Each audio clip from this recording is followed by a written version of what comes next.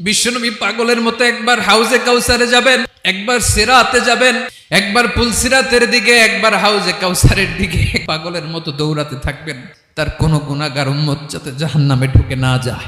কিয়ামতের ময়দানে ওই বিভীষিকাময় সময়ে মুসিবতের কালে মানুষগুলো পাগল হয়ে বিশ্বনবীকে খুঁজতে আরম্ভ করবে।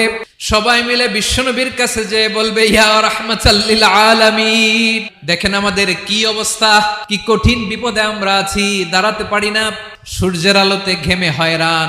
বিশ্বনবী মাকামে মাহমুদে যে আল্লাহু আকবার বলে সিজদায় লুটিয়ে পড়বেন, বিশ্বনবী এমন ভাবে অজর দ্বারায় সিজদায় লুটিয়ে পড়ে কাঁদবেন, রব্বুল আলামিনের রহমতের দরিয়ায় জোশ লেগে যাবে।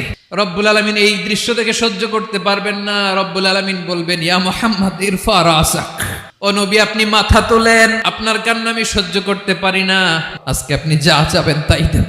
ওয়াশফা তুশাফা, যার জন্য সুপারিশ করবেন তার সুপারিশ কবুল করে নেব।